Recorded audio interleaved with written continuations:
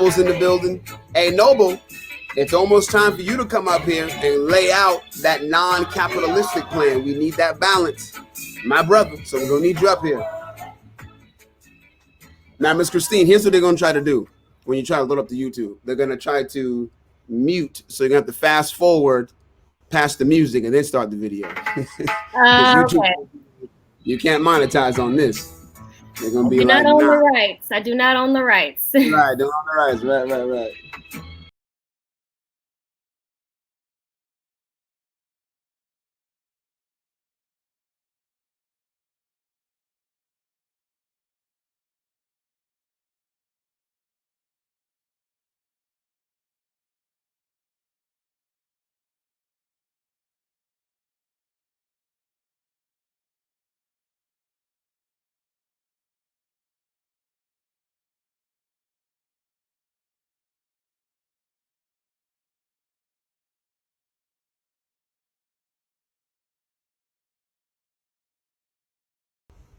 All right. Appreciate everyone joining in.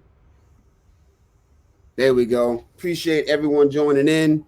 Happy Father's Day to all the fathers. Happy Father's Day to past fathers who have come through, laid the example, ancient, recent fathers to come. Yeah, man. It's been a great day. It's been a great day. It's Juneteenth weekend at the same time. I'm feeling good. Miss Christine's here. She's going to be dropping some knowledge, and we're feeling pretty good. We were talking pre-show, Miss Christine, we were talking about Juneteenth and that excitement. We were talking about just opportunity, but I kind of want to go back to Juneteenth for a second. That thing, yeah, Charlotte, I've never seen Charlotte celebrate this much. Right. For Juneteenth. This was on point.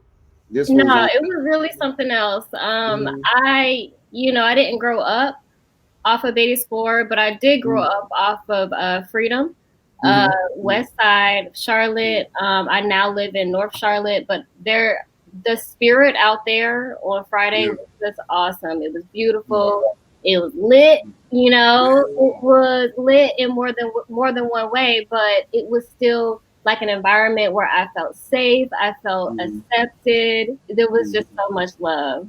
Yeah, so much love on that block. I'm glad my voice recovered in time. What's going on, Nikki? I'm glad my voice recovered in time. Because man, it was hoarse. Saturday was hoarse. This morning was hoarse, but we're back. And then matter of fact, we had more events on Saturday. We had Star and Jamar Funderburg of Unity Markets and Power 104. They had a Juneteenth event. There was stuff Greg Jackson in Hill, Charlotte. They had stuff Friday at Freedom, not Freedom Park, but First Ward Park. Freedom Park had events. Like it was just House of Africa continued to do their thing. They were holding it down for so long. And now everyone's just on it. And Chucktown was on. I grew up in Charleston, South Carolina, so I got to shout them out too. Okay. Shout out to Chucktown. Nikki's watching, so shout out to her. And she hosted some virtual events to celebrate Juneteenth. So it was just all around, man. I'm still on the high. I'm still feeling good from it. I'm going to try to continue this momentum as much as I can. So yeah, man, Juneteenth. It was amazing. I mean, my arms were hurting yesterday from holding the sign up. I had a Black Lives Matter sign up, and I was just like dancing on the sidewalk with the sign and just getting people's energy up. It was really amazing. Word. I loved it. And hopefully we'll continue. We're going to have a debrief, and we're going to talk about that particular event on Beatties Ford Road and see if we can get some kind of frequency and continuance to it. So yeah, thank everyone for joining us. It's going to be a good session tonight. We have Christine Edwards here. I want to remind everyone about the challenge points, the whole reason why we started Black Folk Summer Challenge. We do find ourselves in the middle of a pandemic. We find ourselves in the middle of police brutality once again. We have America responding to Black people in an unlawful, inhumane way, and we're responding to that. One way we're responding is that we're taking we got to do something energy. We want change energy, and we're channeling that into personal development, sliding over into economics. And we want our dollars to circulate within the Black community. We want strategies and tactics to where we earn more money than what we're earning. And here comes Malcolm Rose in the middle of the mix. What's going on, Malcolm? Listen, I'm already hyped. I'm already ready. Let's go. But yeah, so I was talking about the challenge points and or getting to it, and on why we started this group. And we want people to elevate. We want to use whatever America wants to give us. We'll use it to our advantage. So I know sometimes capitalism has its negatives and in other Western systems, but we can use it to our advantage to do what we need to do. What's going on, Freddie Ray? And so one challenge point was to start and join an investment group. That's one challenge point. Another challenge point was to read 5 books. 5 books. And Freddie Ray, I believe you've already finished 2 books, I believe. So shout out to you. What's going on, Jay? In the building. So 5 books, 2 on economics, 2 on Black history before slavery. And that's key. Black people before any invasion. What were you doing? How are you living? What was your standards? And listen, there's a book you can get called When We Rule that'll get you right. The other book was on local or state government. So we can understand how local politics work. And right now, if you live in Charlotte, North Carolina, or if you live in Charleston, South Carolina, you might want to look at that city budget or wherever you live. I know here in Charlotte, they have 40% of the budget going towards the Charlotte Police Department. 40%, yet only 0.9% for economic development, 2.8% for housing. And so studying local and state government gives us access to understand exactly how it works so we can infiltrate that and then reverse that city budget. We know who to apply the pressure on: city council, city manager and his staff, et cetera, et cetera. So definitely want to study local government. So that's 5 books. The other one was what Ms. Christine's going to talk about tonight, getting your minority business enterprise certification, leveraging that to give you more business opportunity. She'll also talk about small business certification and all other kind of certifications you can get, leveraging yourself to get more government contracts. So I can't wait to hear that. Get that money to funnel back into our hands as a subject matter specialist. So she's going to get into all that good stuff. So that's the challenge point. Another challenge point was creating a 10-year plan. A 10-year plan, vision, right? They say without vision, the people perish. Getting a vision for your life. 10 years from now, I'm going to be in this position. And so I'm excited that people are going to get that going. It gives you focus. It gives you like a mission statement. You'll learn exactly how to use the resources at your disposal to get to the destination you're trying to get to. Again, Juneteenth has me hype. I'm hype. And then that 5th one was getting a friend, getting a couple of friends, 2 friends to join you on this challenge. And so that's what we're doing. Once again, happy Father's Day. I'm going to open up the floor so Malcolm can greet us, and then we'll get started with Miss Christine because I'm already hyped. Malcolm, how you feeling, my brother? I'm feeling great, brother. I'm hyped as well. As we was out there, we that energy was crazy. I'm still feeling it. I'm still feeling the vibes. So I'm ready to go. Malcolm Rose, financial advisor here in Charlotte, co-host of this great Investment Sundays with Brother Marifa. Just looking to get our people right, pass along this knowledge and listen to this great speaker we have today. Yes, sir. Yes, sir. Miss Christine Edwards. And Miss Christine, before you get started, I have my notebook. I am ready to go. I will be taking my notes. Can you introduce yourself to everybody and tell us a little bit about what you do? Yes, absolutely. First of all, thank you so much, Marifa and Malcolm, for having me on tonight. Thank you for creating the Black Folk Summer Challenge Facebook group. So much of the engagement that we're doing these days is online. It's digital engagement. And so having groups that are super focused and that keep people on track, because we are in a period of uncertainty right now. We don't know what's going to happen, but it's so important to keep our community connected to one another, but also stay connected to opportunities and learn. And so thank you all so much for having me here today. I'm going to introduce myself, and then I'm going to actually get back to a point that you mentioned, Marifa, about state and local government, because I have some additional information to add there. I hope it's some information I can share that'll be useful. But my name is Christine Edwards. I grew up right here in Charlotte, North Carolina. Most of my career, or all of my career, has been in local government. And so what that looks like is I served as a intern. My first job with local government was actually as an intern with the city of Charlotte. I graduated from UNCG, UNC Greensboro in 2010. I immediately went into grad school because, graduating at the height of the recession, of the 2010 recession, I was not clear what to do. And having a degree in sociology and African American studies, I was thinking, oh, well, I'm not sure what to do with this. Maybe I can be a social worker. And in working in the housing community, in the housing support industry, I found that, you know what, I think I want to make a change at a different policy level. And so I went to grad school, got my MPA in 2013, and immediately started working for the city of Charlotte. I've worked for the manager's office, Charlotte Water. I've worked for Housing and Neighborhood Services. I've worked on our budget team. And my most recent local government job is actually with Mecklenburg County. So I have the experience of working for city, county, nonprofit. I also taught at Queen's University of Charlotte in the night communication, the night school of communication. So I have that experience that pretty much, instilled in me for the past 10 years, the principles of open government, transparency, fiscal responsibility, and all of those other boring things that you learn when it comes to local government. And here's the thing, this is what I was going to say about some of the movement that I've seen here more recently with Defund the Police. I think it's awesome that people are getting involved in our local budget process. I think it's great that people are learning just how much of our taxpayer dollars are going towards policing and public safety. It's a lot of money, y'all. And guess what? The city of Charlotte is a big city. We are now the 15th largest city in the nation. Okay, 15. We beat out, I think it was San Francisco or San Diego for that spot.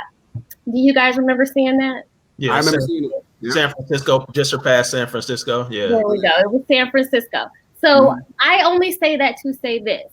We are a big city and we have $1 billion budget, y'all. So a lot of that budget is going to go towards public safety because we're a large city and you know what I mean?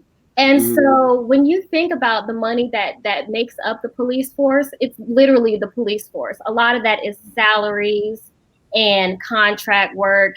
And then I want you all to also look at the county budget. You'll see that on the county side, most of the operating costs goes towards the county sheriff. Okay? And so I just want to put that out there because I know that a lot of people are learning about local government budgets. And what you'll find is local government is run a lot like the national government is run. When you look at the national government, most of the federal/national government is made up of defense. The defense budget makes up the bulk of the federal government's budget. And that's just the way that it is in America. And I think that it's awesome that, again, we're looking at it. We're going on charlottenc.gov. Right. And putting in budget in the search box. Right. You know what I mean? We're going to go on mecnc.gov. Right. And put budget in the search box so that we can understand how these processes work. I'm going to go ahead and connect that to my brand, Amplify Charlotte. Amplify Charlotte was started in 2018. And Amplify Charlotte, what it is now, is actually a small boutique consulting firm that helps to educate people about how to get their voices heard, how to understand their representatives, how they can, be represented, if they want to sit on a board or a committee or something like that. And so that's what Amplify Charlotte is all about. We put out free resources for our readers and for our followers to follow along. So 2 resources to learn more about what Amplify does. Number 1, the website, amplifycharlotte.com. Right. Right now, it's just a cover page because I have some stuff going on behind the scenes and I'm encouraging people to sign up with their email. The second resource is the Amplify Charlotte Facebook group. Okay? And in that group, every week since the end of March, every week we share all of the public meetings that are coming up for the next week. All of the public meetings, including city council, county commission, these task force meetings, they have small business task force, they have a housing task force, committee meetings. In the government, whenever a group of council people get together, if they have a majority or a quorum, automatically it's public. Okay. So if they come into the room and they have a decision to make, it's a public meeting. And that's what I want to encourage people. Go on our Facebook page, look at the schedule of upcoming public meetings so that you can watch them because they're all virtual now. And so that's what I want to say about Amplify Charlotte. We started in 2018.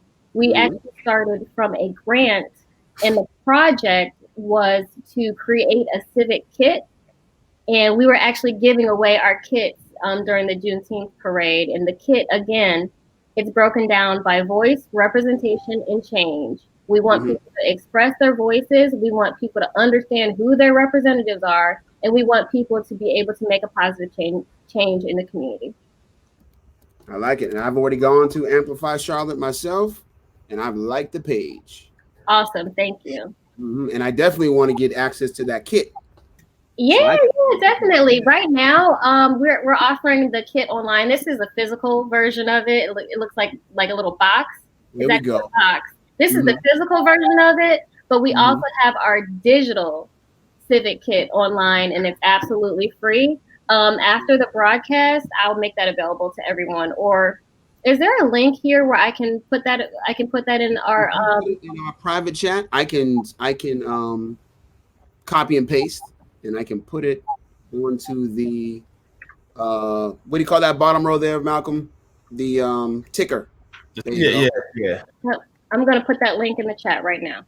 Oh, there we go. You don't have any questions about Amplify?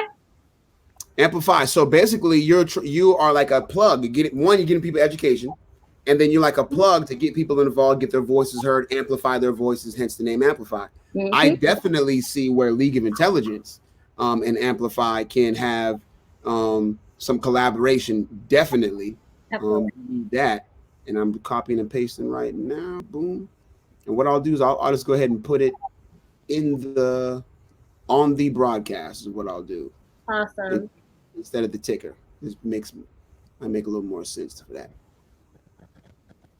And the website can go on the ticker. There we go. Boom, boom, boom. Here we go. Outstanding. So what are we going to get into tonight relative to the information you're going to share? And I've shared it inside on the broadcast, so we're good to go. Okay. I am really excited to talk to you all about how to win government contracts. That's what we're going to talk about tonight.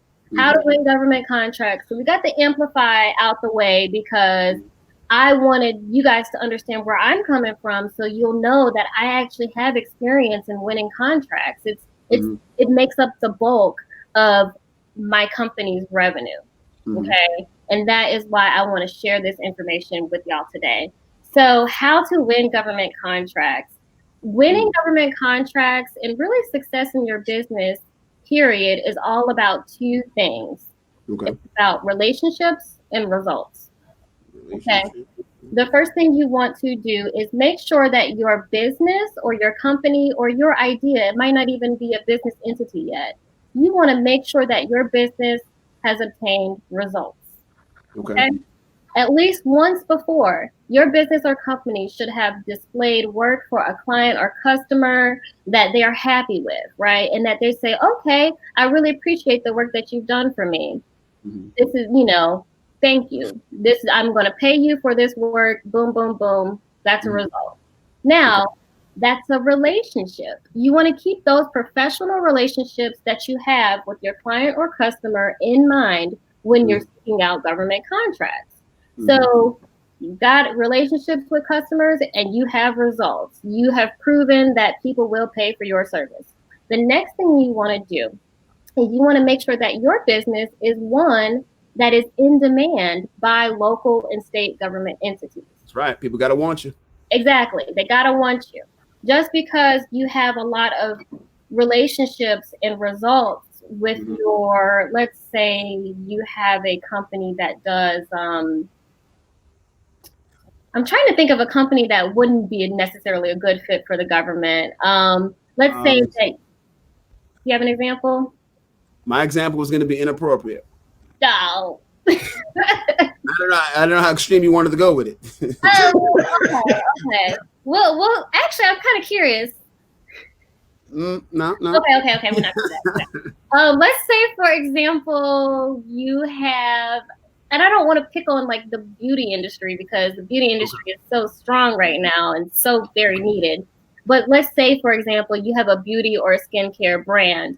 Onyx. There you go. Onyx. I don't know what that is. Strip club. Okay, that's what I thought you were talking about, but I wasn't sure. Yeah. Okay, let's say for example, you have a beauty or a skincare brand. You can have results and you can have great relationships with your customers and clients, but that doesn't necessarily mean that you're going to be a government vendor or government client. Okay.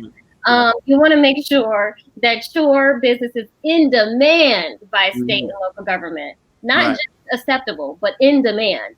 Some of the major industries currently supported by government contracting include, of course, construction. Construction is huge. Construction, building, and development are all very, very popular industries to win government contracts. But then think about everything that is involved with construction and building, right? Building materials, that which can include the construction of those materials or the supply of those materials, professional services related to conducting business and maintenance, for example, janitorial services or landscaping services, furnishing services, anything that has to do with the building and development of those spaces. They oftentimes hire out vendors and they hire it out, okay? Strategic development and communication. So not just the building, but the actual people in the building, right? So you can offer them strategic planning, financial planning, strategic communication, marketing strategy, community outreach. Community outreach. I need to write that down. Absolutely. And do you know what? That is how Amplify got into government contracting, was through community outreach work. I'll just take a little sidestep here.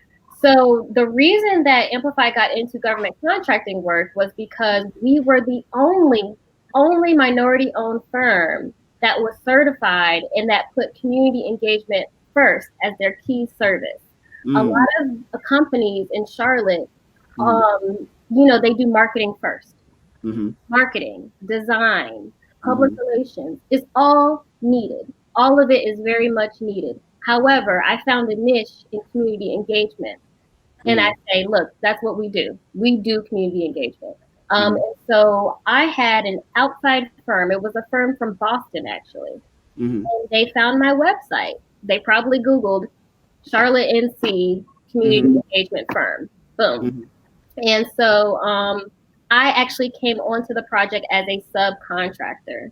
And so we'll get into a little bit more about what that is. And that's how I got into it, because my business was in demand for local government. Say word. All right. Okay, so once you find out that your business is in demand, and I do want to talk about the nonprofits too. I was going to say, is there a place where we can go to find out what specifically Charlotte government needs? Like, what do they want? Like, what's in demand for Charlotte government? Yeah. Absolutely. I'm going to talk about that too. We're going to talk about sourcing, sourcing contracts as well. So I want to say most, if not all of these competitive bidding is for for-profit companies. Okay. Now, when it comes to grants, that is where nonprofits shine, and nonprofits can do so much with grants, right? But when it comes to this competitive bidding process, that is for for-profit businesses.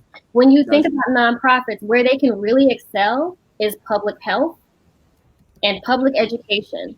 Public health and public education, and sometimes even social services, are largely supported by government contracts. And so we're going to talk about the contract databases and then the grant databases, so you can learn how much is spent on contracts in your industry and then what is in demand. There we go. All right. What's in demand? What is in demand? So before we get too far from that question you asked, I want to go back and address that question. Okay. You said what's in demand for the city of Charlotte? Yeah, like where could we find what they need? Got you. I am going to go to the City of Charlotte website.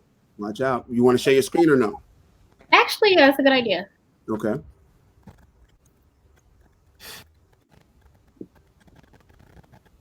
Hi, people on Instagram. I hope you guys are doing good.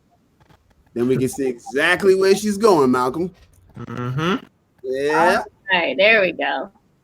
So I went ahead and went to charlottenc.gov. Okay. charlottenc.gov. And then I'm going to click on this business tab. And you see where it says Charlotte Business Resources. I'm just going to go on this website. This website is a good website, but this is not the usual site that I use. So I'm going to go back. Okay. Because I know that there's another way to get to this. Hold on. Not a problem. All right, let's try this. You go to doing business with the city. There we go. This is the page that I normally go to. That's right. I like to click on contract opportunities. There you go. Then here's a whole list. You have a whole list of things that are needed. Right now, the city needs fuel supply and fuel cards. They need weigh bucket trucks. They need document management, cost estimating and analysis. They need truck bodies. They need construction, general services, pavement rehab. A lot of technical and maintenance. A lot of those kind of maintenance projects is what they need right now. I mean, think about the state that we're in. We're in a state of, like I said, uncertainty, right? So they're not sure what they need right now. So you're going to see a lot of these wide-reaching contracts. Now, how did you get there? It was doing business with the city is what you put? Yeah. Okay. You go to charlottenc.gov. You click on business, and then doing business with the city. Outstanding. And then I went to contract opportunities. There's also a place here to register as a vendor, 100% free. You can go and look up the current vendors. So, I mean, this is what I love about this. And a lot of people might think this is weird that it's so transparent. But again, when it comes to taxpayer dollars, it's going to be public. It's going to be on the internet. It's going to be public. So you can actually enter your vendor information here. You can look yourself up. You can look up another business. There's a lot of things you can do on this website here. So that's where you find contracts for the city. Later on in our conversation, I'll talk to you about how to find contracts from the state. Oh, from the state. Okay. That's what I'm talking about. State contracts. All right. So I'm going to stop sharing my screen. All right. So we talked about results, relationships. We talked about making sure your service is in demand and where to find these contracts. Now you want to make sure that your business is in the right stage to receive government work. Right. Because you might not be there yet. Might not be ready. It might not be ready. So you want to make sure that your business is at the right stage to receive government work. You're going to want to register your business entity with your state or your county government. And when I say that, I mean, it's time to decide. Do you want your business to be an LLC, a PLLC, an S Corp? Do you want to be incorporated, or do you want to have a 501(c)(3)? So at some point, you're going to have to decide what legal entity you want for your business. Okay. And you can do that on the state of North Carolina, the Secretary of State website. Gotcha. And so that's going to be, and I know all of, I'm about to type it in the chat. I know all of these because I visit this website pretty often. It's called sosnc.gov. Okay. Let me make sure that's right. sosnc.gov. Gotcha. And you would think it's like, oh, SOS, I'm sending for help.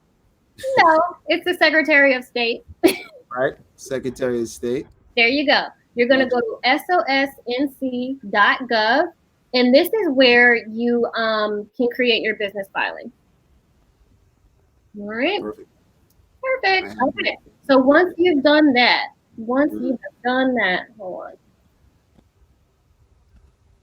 You are going to, obviously the state is going to offer you some free advice as well. So when you do register your entity, that LLC, I'm just using LLC as an example because that's what my business is. But you're going to have to send in an annual report. I think it's about $200 to file your annual report every year. Other than that, there's no other maintenance that you need to do. Once you file your LLC, you have to renew it annually. I would work with a tax advisor to learn how to deal with your business taxes. I'm not the one to advise people on that. But when you do get your LLC, that's it. There's no other maintenance that you need to do. The next thing that you need to do after your LLC is to figure out the financial side, which means you need to get an EIN, right, or a TIN, tax identification number, entity identification number. Mm-hmm. And I promise you, once you have the two things that we talked about in the beginning, relationships, results, LLC, and an EIN, you're ready. You're ready. I love it. You're ready. Absolutely. So with that said, there are a couple of other things that, okay, again, you're ready. But if you really want to check off all the boxes, you're going to want to do these other things too. Okay. You're going to go ahead. Let me know if at any point y'all have questions. Let me know. Right. Anybody in the comments have questions? Let's do it. But you're doing great. You're doing great. Yeah. So you have those 4 things and you're ready to go. To really, really get in there, you're going to want to get your business bank account opened. And you want to get a P.O. box or have a permanent mailing address for your business. Quick question. When you are filling out the Secretary of State forms and they want you to use your address, you can use a P.O. box address to initially register, right? Or do you have to have a physical address? I believe you can use a P.O. box to file your LLC. They're going to ask you about your personal address because they want to know who you are, who's filing. Gotcha. But then when it comes to your physical address for your business or where you want to get your bills mailed, you can use a P.O. box. Okay. Gotcha. So it's going to ask you about more than one address. All right. They want to know who you are. They want to know where you live. They want to know about who's filing. But at the same time, they want to know if they're sending you a bill or they're sending you a payment, what address should you send it to? The other thing about P.O. boxes, the U.S. Postal Service allows you to add a physical address to your P.O. box. And it has worked for me many times. A lot of people will say, oh, it doesn't work. I got my Google My Business through with a P.O. box. Okay. The post office uptown, the 201 McDowell, that's my physical business address. Oh, I like that. So yeah, so that's something that, it's not free. It is at a cost, but you can get on a monthly payment plan and you can get on a annual payment plan if you like.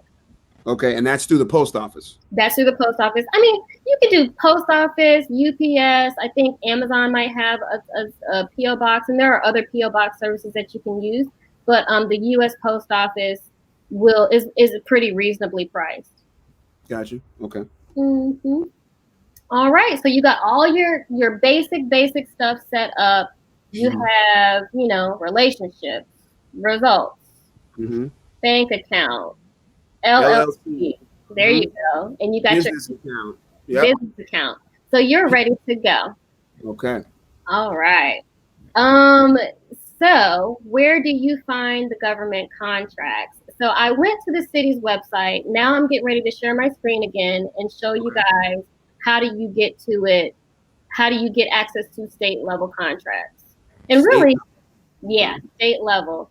And the great thing about this website, the IPS, that I'm getting ready to show you. So right now, the great thing about this particular website is that when I say state level contracts, it has contracts that are available through all state agencies. And not every agency is a state level agency. So you're going to have colleges that are state colleges, but also on this website is cities, towns, universities, schools, school systems. So this is what I did. This is where I went. I went to ips.state.uc.us.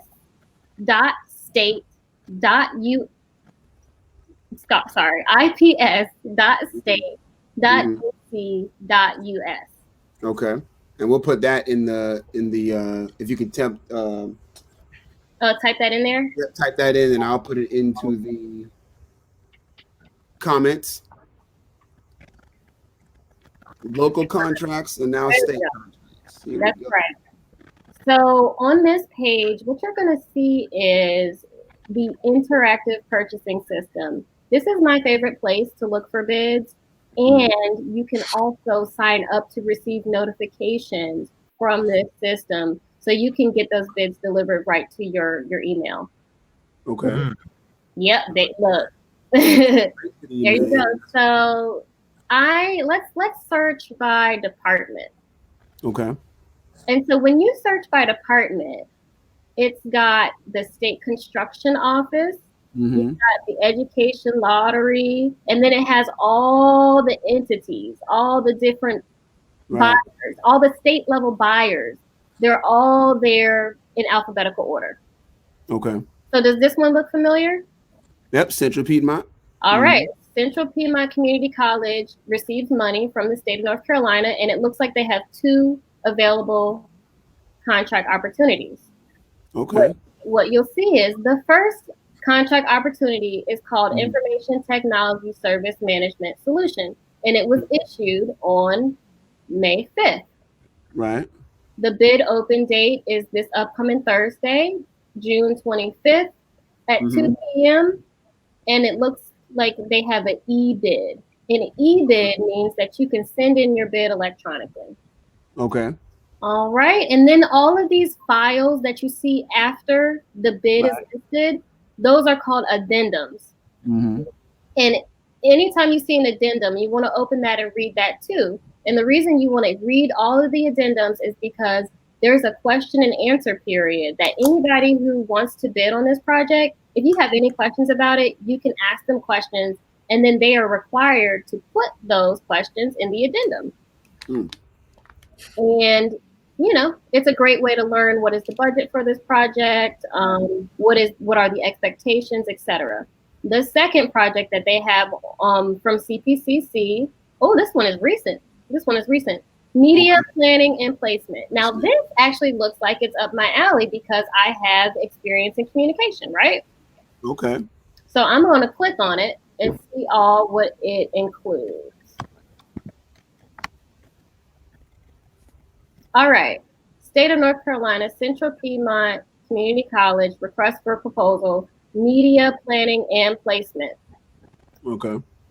Now, I have a tool that I'm going to share at the end of this live, and it is all about reading and understanding RFPs. What you guys are looking at right now is a RFP, request for a proposal. Okay. That means that they are requesting proposals from potential vendors. They want you to submit your proposal for this job, and they want you to show that you're the best person to do this job. The first place that you need to look on an RFP is, I know I'm scrolling by the table of contents, Hold on. Here we go. This is what I like to look at in an RFP. I like to look at the schedule. All right. So we know that you need to submit your proposal by this Wednesday.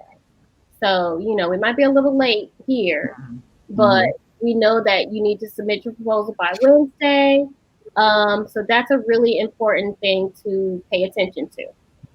The next important thing that you need to pay attention to, and let me see if I can use my search function. All right, is the scope. You need to be looking at your scope. Hold on, here we go. Scope of work. Scope of work, okay. Now we're actually gonna understand what it is that they want us to do. Okay. Look, it says that Central Piedmont uses outside agencies to produce all of their marketing materials, including print design, radio, TV commercials, and online ads. So if you know, like, your company does that, oh, that's all I do. I buy media, I do marketing, I do print marketing, I do design, I can do this. That means this RFP is for you. However, here's the other thing about being a sub-consultant. If you think that you can take on 20 to 30% of this contract, or maybe even not that much, maybe even, you know what, I can help with the radio ads. I've done radio ads before. Then you can consider being a sub-consultant, and you should consider teaming up, doing a teaming proposal, and not just going after this proposal on your own. Got you. Okay. So that is, you know, reading an RFP, understanding RFP. We truly do not have enough time to get into everything when it comes to RFPs. So I'm just going to leave it there, and I'm going to answer your questions about RFPs. Great. And that was request for proposal. This is in pursuit of state contracts. Yes. State contract, but I mean, a city can do an RFP too. Anytime the government says, this is our request for your proposal, or we need something from potential vendors, that's going to be an RFP. There are also things called RFQs. Okay. And that's a request for qualification. So that truly is just, that's more of an extended resume. They want you to show that you've done this before. A request for qualification is just show us that you're qualified. And then we're going to go through all the list of people who said they're qualified. And then we're going to invite you to submit a proposal. But the RFP, the request for proposal, they actually want to know what you're going to do to address this particular issue. Understood. And so I fill out my request for a proposal. I submit that. Is there any other additional paperwork that I would need to advance the process? Yes. And again, that's why there are courses on this. Okay. I don't think we have enough time to go over everything you need to complete a request for proposal or to a proposal response, right? So when you're talking about writing a proposal, all you're going to do is follow the instructions given to you in the RFP. Like, for example, where is it at? Here we go. Proposal submittal. Item 2.6 on the table of contents. There are a lot of instructions, and you really do have to be able to follow instructions when it comes to this.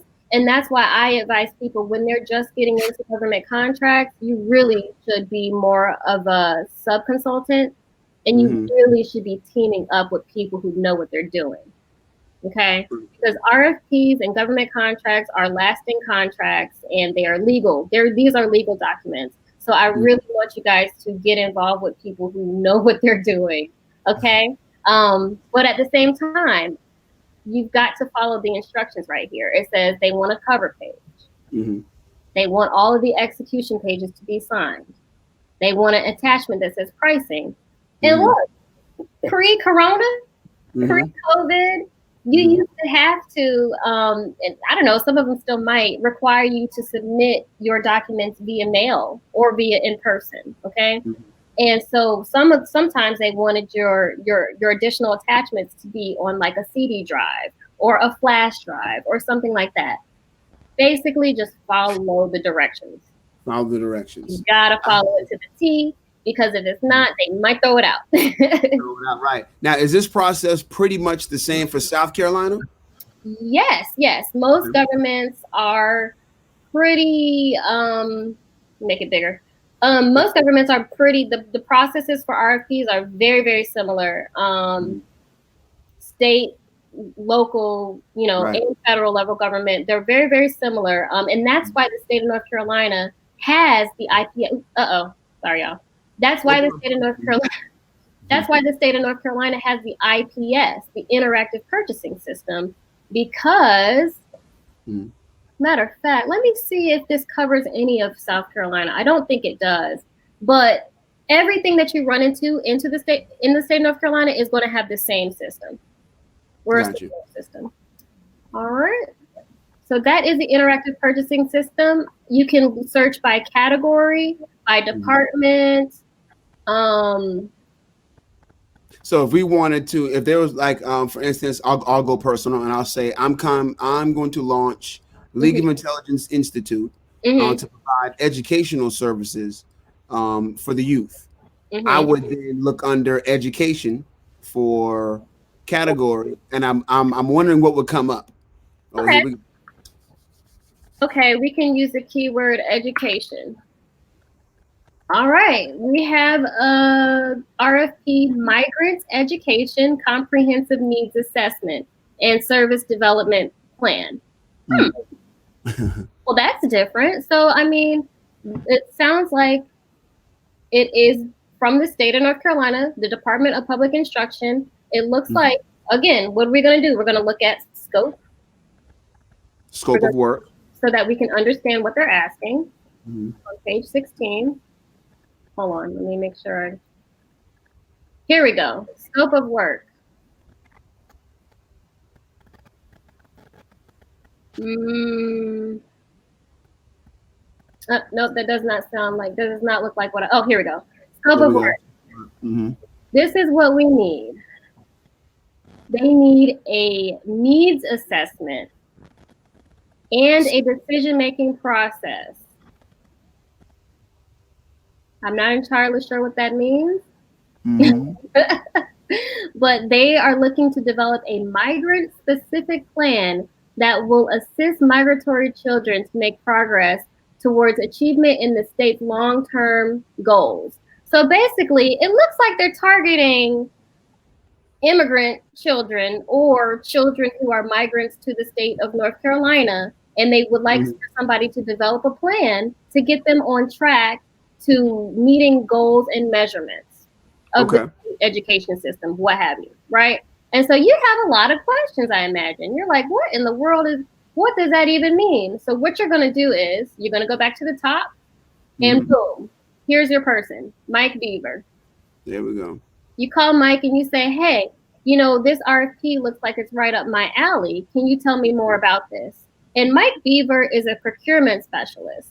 So he might not know everything that they're talking about in the scope, but he can connect you to the project manager. Gotcha. There you go. Here we go.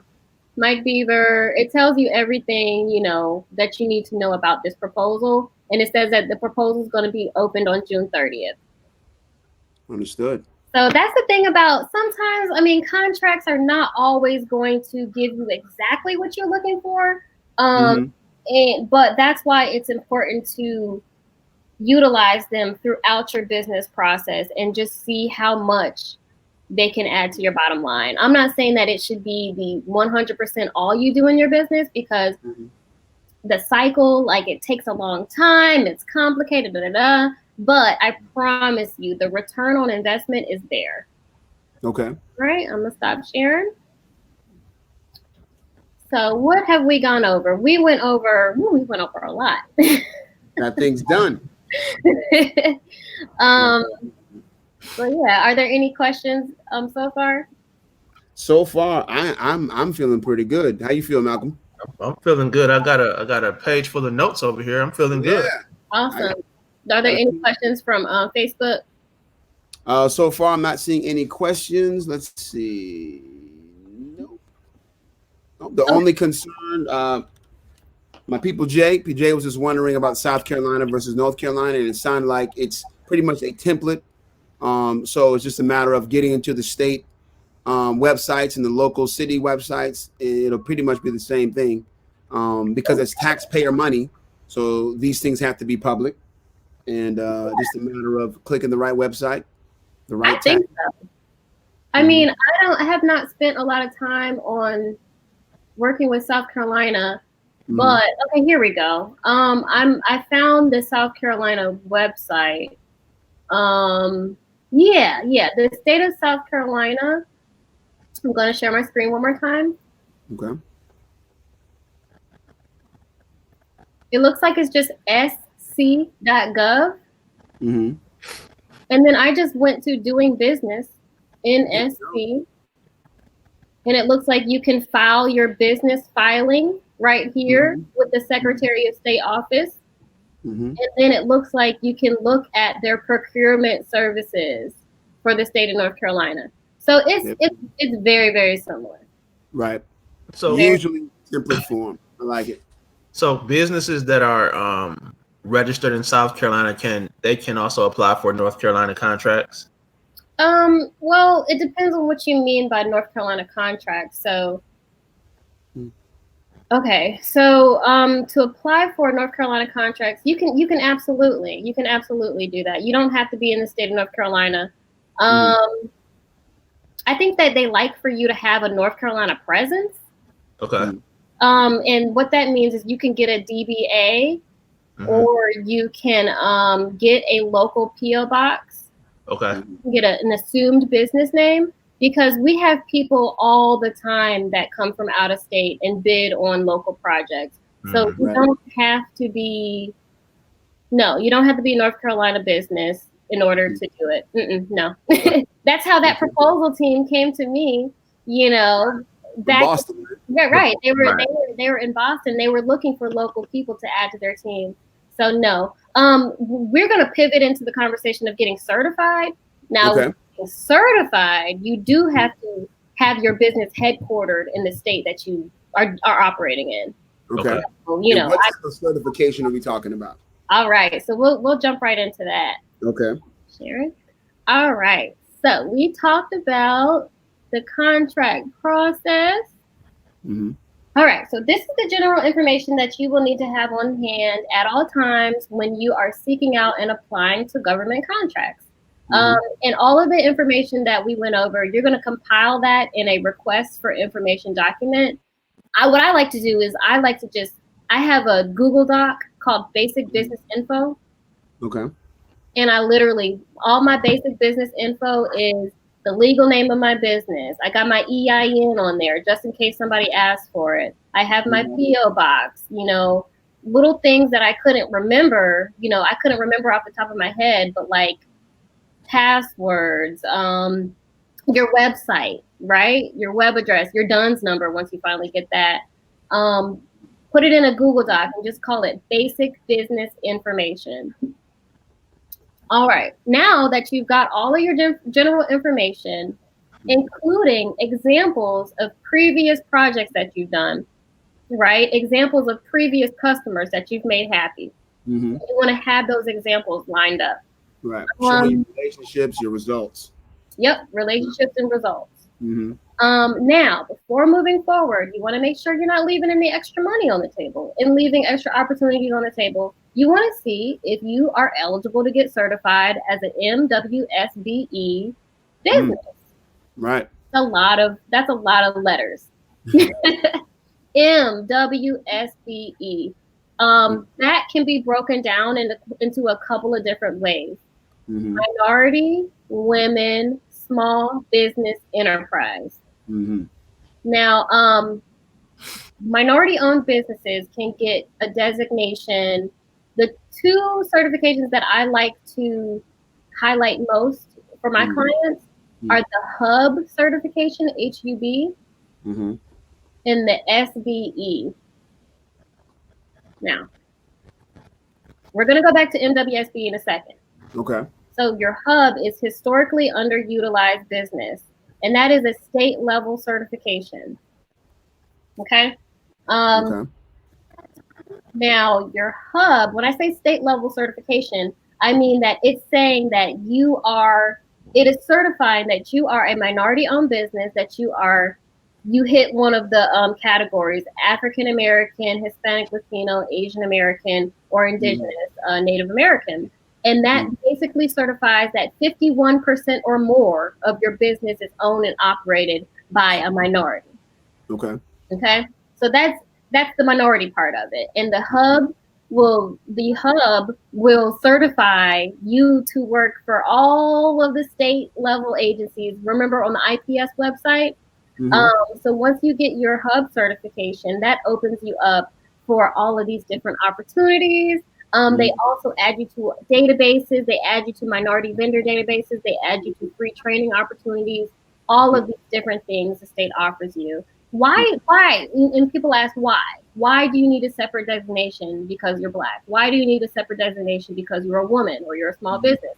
And that is because all of these projects seem very these projects they're big, major projects, really expensive projects, major developments. And a lot of times the companies that are ready are white-owned companies, and there are companies that are long-standing companies that have been doing business for a long time in the state of North Carolina. And that's everywhere. I mean, you have these big, huge construction companies that build hotels and they build conference centers and offices, et cetera, et cetera. The same thing is happening over and over. They hire the same businesses. The same businesses go for these projects, and they can handle it because they have the capacity, because they've been in business for a long time.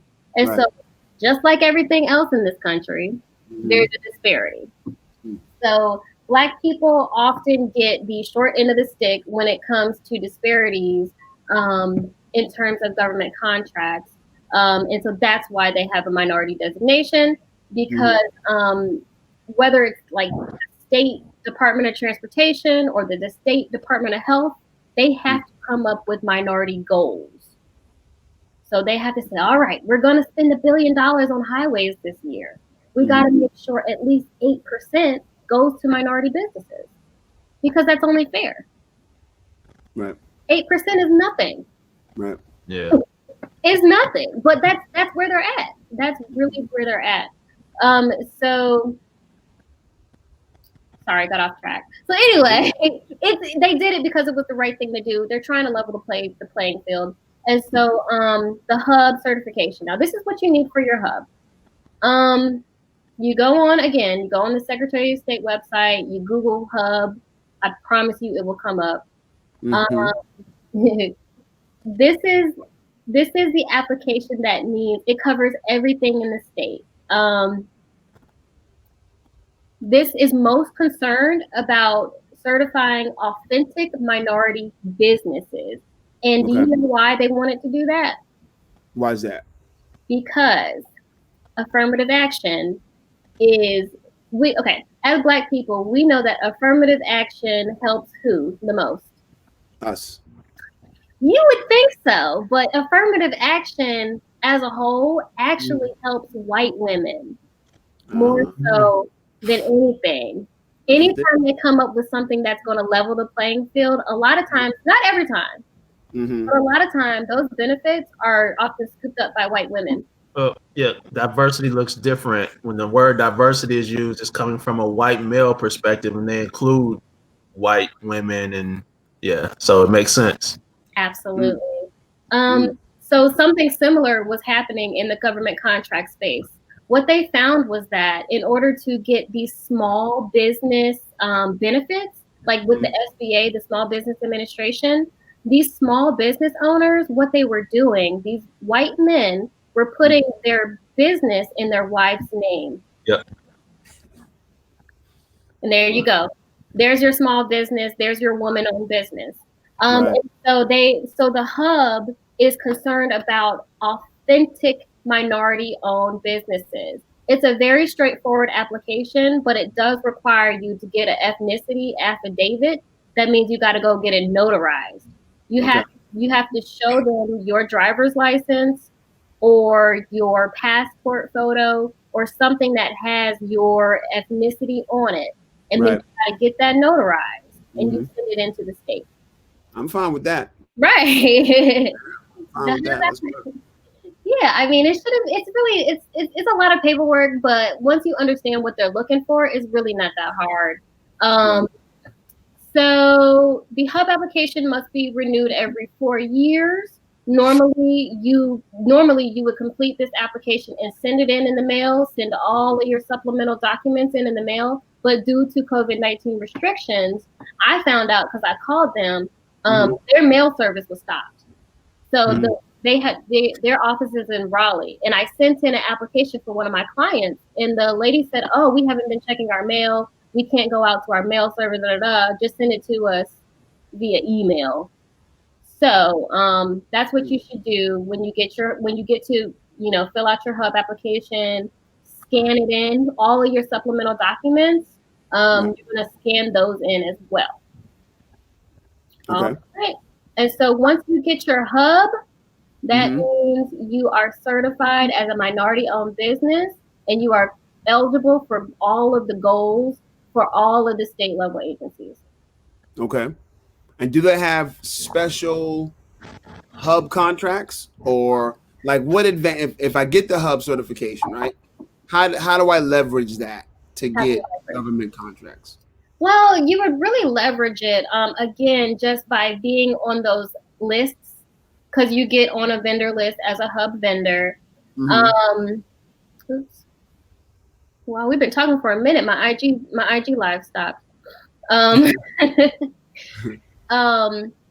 get on a list, as a hub vendor, you get access to special training. But again, it's basically, how can I say this in a positive way? It puts a green light on you. It puts a green light on your business. Whenever they see that seal, that NBC seal, that hub seal, it puts a green light on your business so that other contractors and prime contractors know that you can help them meet their goal, basically.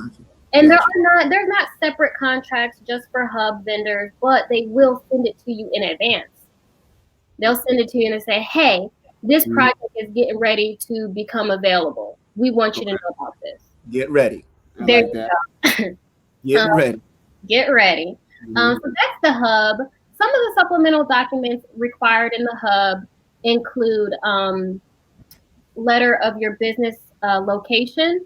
So if you don't have a physical location, you're just going to write them a letter that says, "My business, I work from a home office." What are some of the other documents they need? Your resume, a list of projects, references.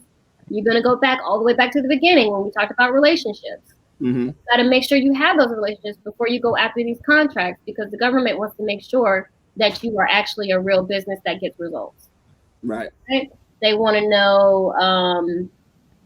They want to know that you are Black, that you have a office. They want to know that you have a business bank account. So you're going to need to sign in. You send in your signature documents from your bank account. And so it's kind of a tedious process, but once you start to understand what it is they're looking for, it's quite easy. Gotcha. All right. So we're going to, okay. We're going to go to the SBE. Okay, small business certification time. All right. There we go.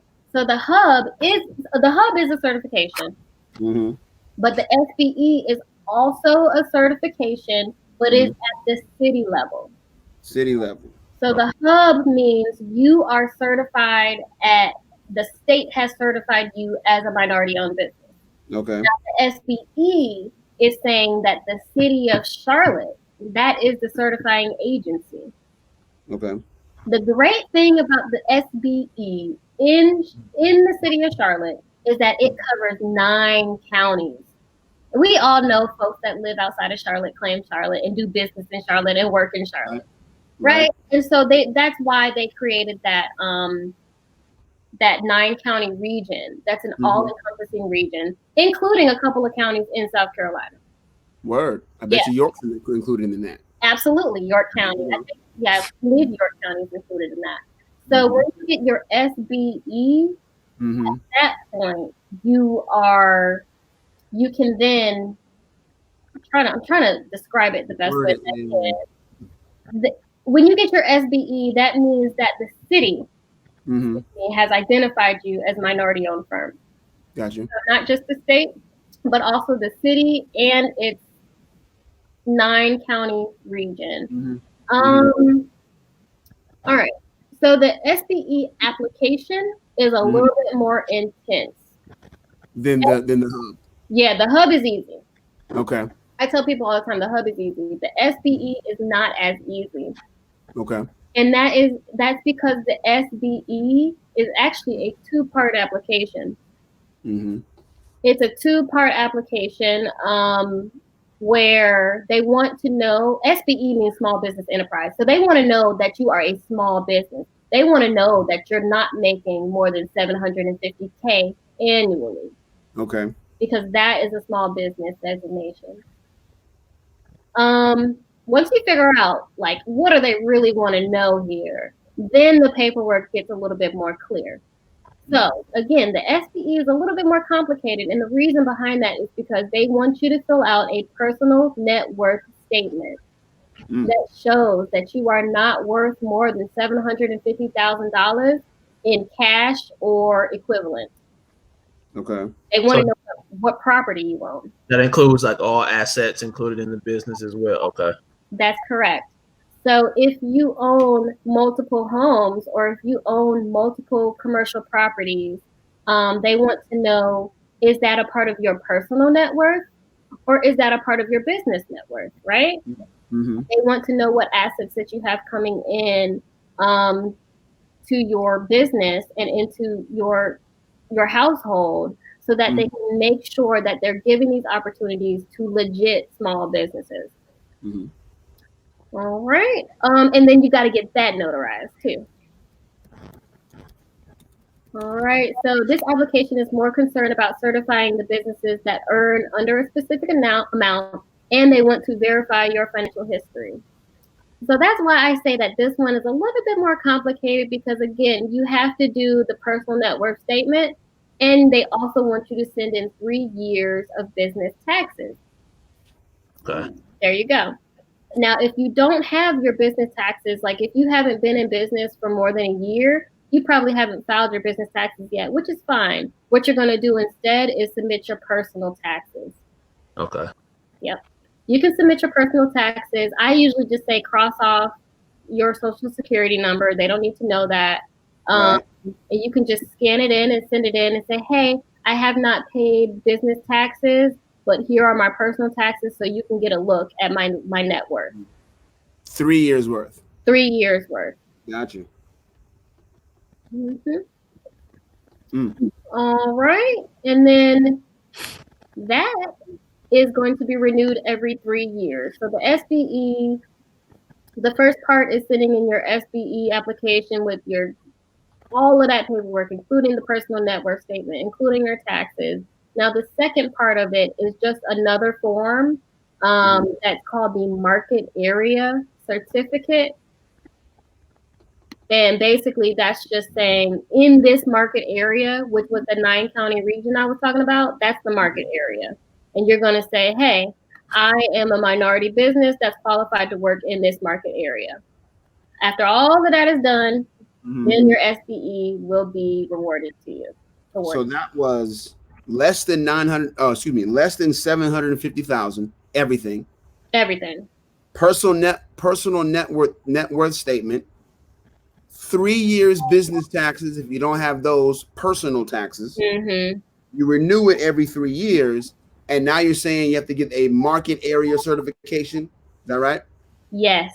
And when you get all that, then the city of Charlotte says, boom, small business enterprise certified. SBE, absolutely. And I'm going to show you on the city's website where you can actually look at certified firms. I think this tool is great if I can navigate to that. You know what? I don't know if my password is on here, so it might not log in, but let's just see. Okay. Ooh, it worked. Good to go. Oh no, it didn't work. Okay. I thought it was gonna go. It looked like it was going. Yeah. Right. Let's do this instead.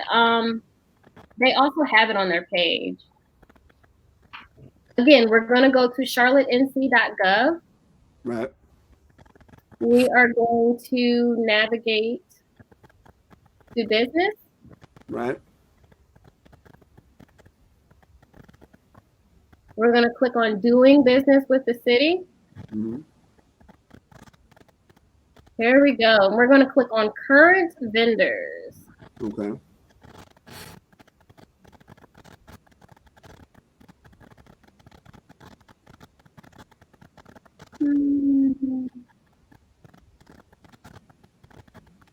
Update. Okay. Update your vendor. City of Charlotte, right? Vendor update information. That's not what I was looking for. That is not what I was looking for.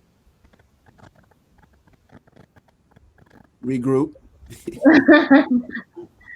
I want to know where. Okay. We're going to go to Charlotte Business Inclusion because we want to know about the minority businesses. There we go. Okay. There we go. All right. You guys see that? Yep, it's caught up. Yep, and now you're in Minority Women Small Business Enterprise Certification. Got it. Yeah. So there are all of these different options that you can click on. Okay. We are going to click on MWSPE Certified Vendor. Mm-hmm. Lord, let's try the vendor. Well, this is pretty old school, but they actually have a it looks like they actually have a Excel list. Okay. Bear with me here. Bear with me. This is good stuff. I'm about to open a Google sheet because I don't have Excel on my Mac. No problem. You guys hanging in there? Do I have Excel? Nope. I think I have Word, PowerPoint. Nope. Microsoft Note. That's one thing I did do. I got away from the Microsoft Word or laptops. I now have the MacBook myself, so I'm loving it. Just to put that. Oh, it's still working on it. It's gonna take a second to come up, but basically what I'm trying to show you is you're going to be on a list of current vendors, basically. And with COVID-19 going on, and with the city and the county trying to figure out what to do with all of these task forces and everything, here we go. It's just important. I think it's just important for your business to get in front of everybody and to just show, like, hey, we're here. We are here. We've done this work, you know. I actually, my day job, actually, they've been asking me, Christine, do you know any minority firms that can do graphic design and marketing? Because they're trying to come up with a, like a PR campaign, and they're trying to come up with a public service campaign for COVID-19, and they want to use minority firms, which is so important. So here we go. Here we go. So your information, again, because it's government taxpayer dollars, is going to be public. And I'm going to show you guys how to navigate this list. Look at that. Do any of these names look familiar to you? Where we at? First Choice. Yeah, First Choice. It's in alphabetical order. And so basically the city has all of these businesses on the website.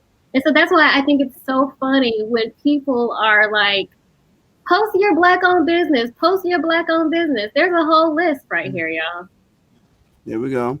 And you see, they've got the certification right here. MBE Hub, yep. Now, I see they're distinguishing between Hub and MW or MBE. Yes. Why is there that distinction? Yes, so the Hub, so the Hub certification is just saying that you are a minority, period. Now, if you have one that says MBE, that could be a little bit different, right? So that could be when you get your SBE, you're a small business enterprise, but then you also identify yourself as an MBE, minority black. It's a lot of it is saying the same thing, but I'm wondering if people get, well, no, I guess it depends on how they want to use that. Okay. I was gonna submit the argument that getting your MBE and having it listed the way it is, they could try to reverse it and say, oh, okay, well, we know that person is black, and so we will not go that direction. I mean, and people can do that. Like, for example, if you get your hub and you know somebody doesn't want to work with you because you're black, then hopefully you don't want to work with them either. Well, say word. Say word. You know what I mean? So yeah. So if you think that this is going to work not in your favor, then sure there's people out there that don't want to work with black companies. But the hub, again, I was trying to put it in a positive light. It puts a green light on your back. The negative way to look at it is it puts a target on your back. It's kind of like saying, it's kind of like putting a sign in your window that says black owned business. Right. And so I have highlighted here 2527 Cleaning Services LLC. As you can see, this person right here actually has all three, MBE, SBE, and Hub. Let's work. Right? And so we're going to scroll down because I know my business should be up near the top. There's so many, y'all. Amplify should be up at the top. Close to the top. And I'm gonna show you guys. I'm gonna show you guys how I'm listed here. Oh, look what I found. Ad concepts, Caucasian, female, City of Charlotte, SBE. Look. So it lists out all of the information. Where's Amplify?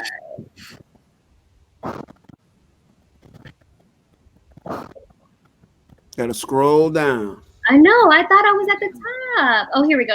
All right, here we go. Why is my company listed 3 times? And the reason is because I have all 3 certifications.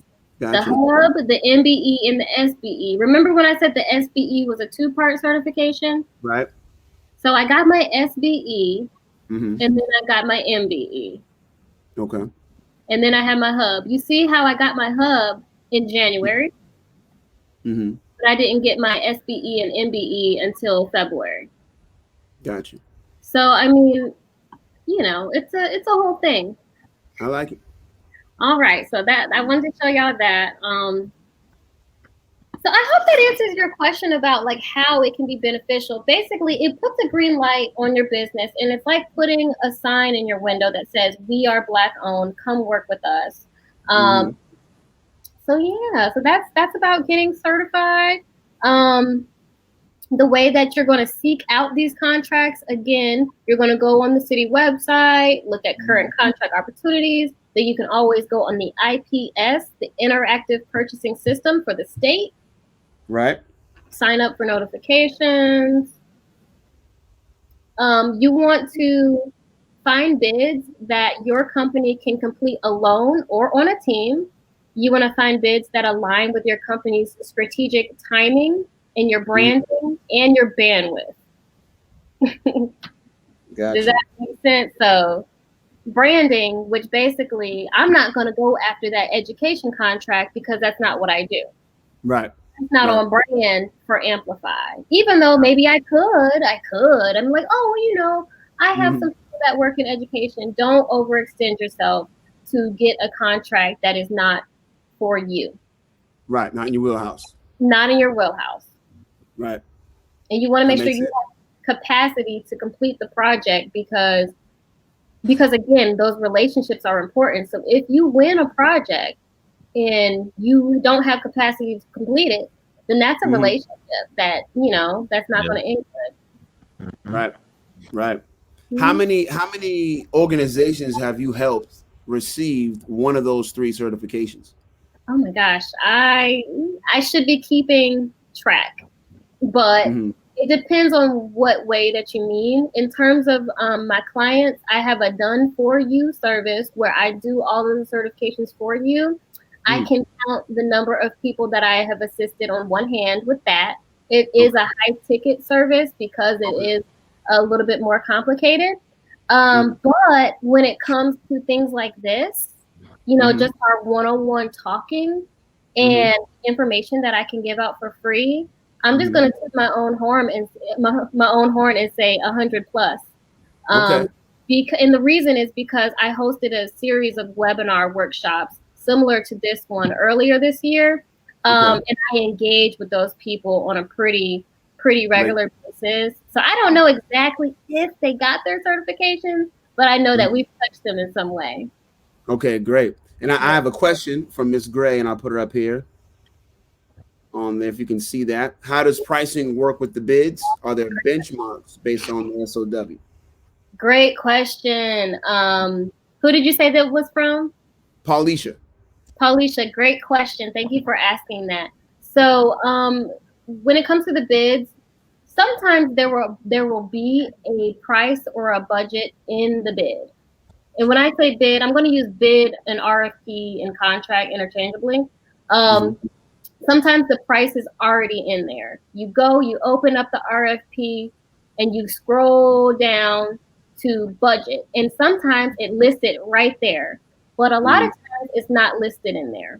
And that's why the Q&A section is important. It'll show you who the person to ask and when you can ask those questions. So if you have a question about the project budget, you can email them and say, hey, I'm intending on submitting a proposal. Can you tell me what the budget is for this project? And they'll either reach back out to you and say, there is no budget for the project. We want you to come up with your price. Or they'll say, well, we don't have a budget, but this is what we spent last year.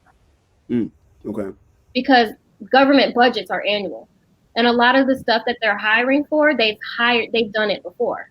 And so if they have like a campaign or a project that they're bidding out for, they might already have a budget in mind. So that's one thing you can do. One thing you can do is you can ask them via email, or you can give them a call and ask them, and then they can put it in the addendum. The second thing that happens pretty often is that they want you to name the budget.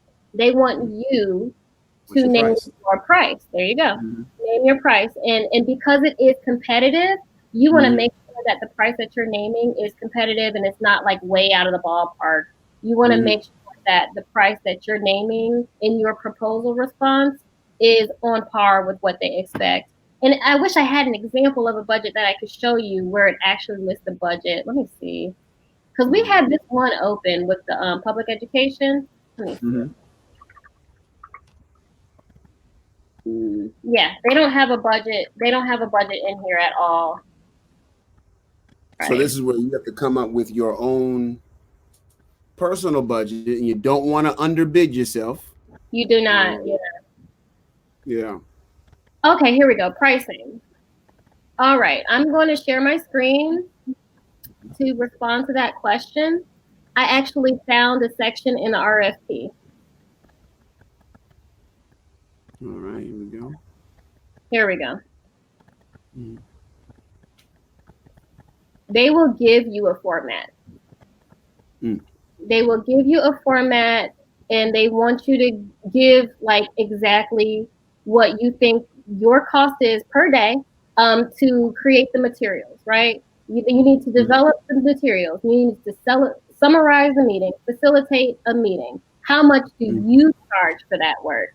And I'm going to tell y'all right now, one of the very surprising things about government contracts that I was very surprised, even coming in as a sub-consultant, one of my first contracts, I was able to bill $100 an hour.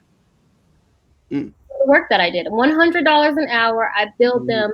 The type of work that I was doing was I was hosting focus groups. I was hosting stakeholder interviews. I was hosting community engagement sessions, and basically that's like a feedback meeting. I was able to bill at $100 an hour, and I spoke with the prime because he was the one that was putting the proposal together, and he said, hey, send me your business information, send me your pricing sheet. And so I sent him $85 an hour. And he said, you know what? Why don't we just round it up, make it a little bit easier? I said, okay, cool.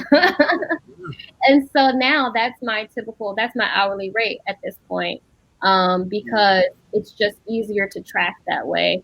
And it's also pretty typical for professional consultants to bill at $100 an hour for projects like these. But again, you're going to want to look at their budget. This is coming from the state of North Carolina, so they have a big budget. If this was like a small county, like the city of Jacksonville, North Carolina. I just found out there's a Jacksonville, North Carolina. Apparently a lot of people knew that, but I didn't know that. I'm a city girl, so I don't know that. So let's say, for example, it's the city of Jacksonville, North Carolina, and it's a pretty small town. Their budget is not going to be $100 an hour, okay? You need to be a little bit more reasonable there. So you need to think about what their budget could be. And you can actually put together a pricing sheet similar to this one and submit that. Again, you're going to want to follow the instructions. If they ask for your pricing, then you can submit your pricing. But if not, then you can just ask them, what is the typical budget for this? Because again, it might not be a big enough budget. It might not even be worth your while. Like this project could have a budget of $35K.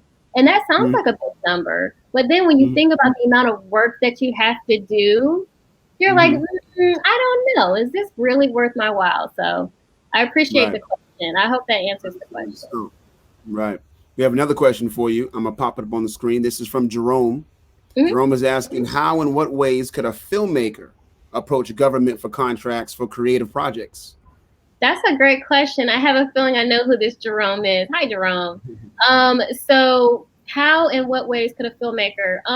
Basically, you're going to have to position yourself. You're going to have to position yourself and maybe even pivot a little bit in order to be attractive to government clients. So instead of filmmaker, you're a videographer. Okay. You are a videographer, or maybe you're a web producer. Okay. Those are similar titles, right? And so you're just going to adjust your branding because, again, you have the relationships and you have the results. Right. We're putting out, and when I say we, again, I'm talking about my day job. We are putting out a campaign to address COVID-19, specifically for minorities. So we need videographers who can speak to Black people and speak to minority people and speak in a way that we trust.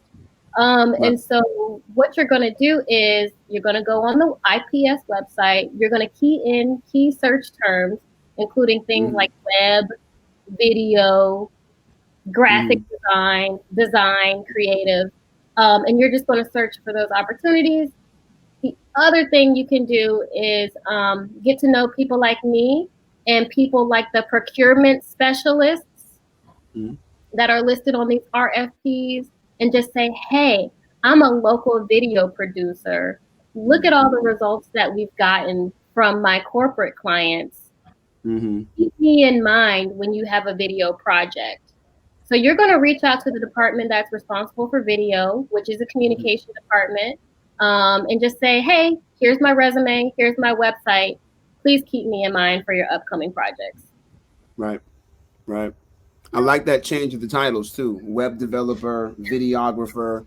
Right. I mean, you don't have to lie. I don't want you to lie. I don't want you to lie and say, oh, I do Facebook ads. Well, don't say you do Facebook ads if you don't do Facebook ads. But if you shoot video, then you're a videographer. Right. Makes sense to me.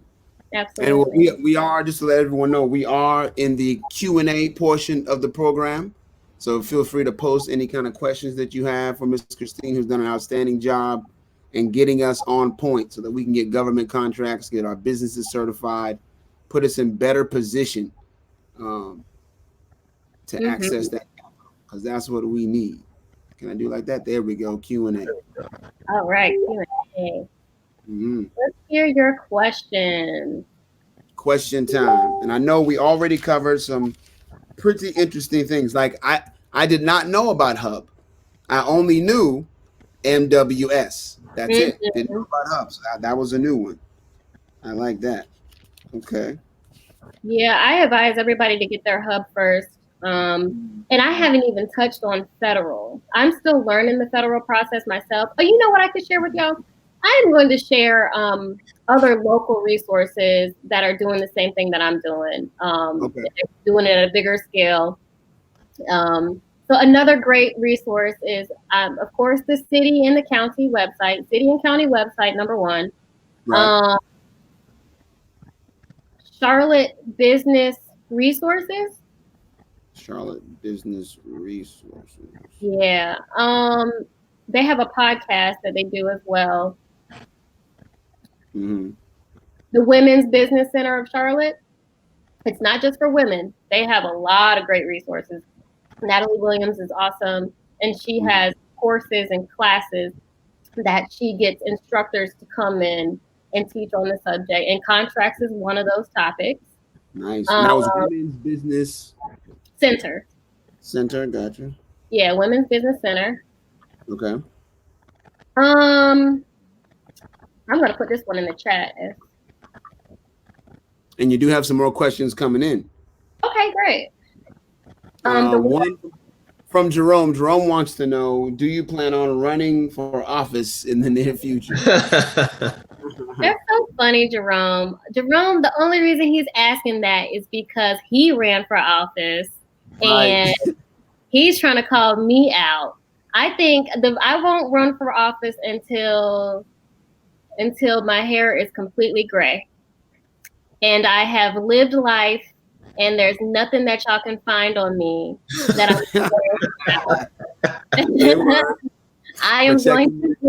I'm going to live a full life before I run for office. No, I'm just kidding. I think that being a public servant is just an amazing thing, and I have so much respect for people who are public servants. So I'm gonna just leave it at that. Just know that I'm coming. Okay, that's what I'm talking about. Like that. Here's another question for you, from Paulisha again, and she's asking, is there a minimum number of references required for contracts? Yes, 3. 3. Gotcha. Yes, that's the typical number of references that they will ask for is 3. It's always good to have at least 3 references of business clients that can speak about you and the work that you've done.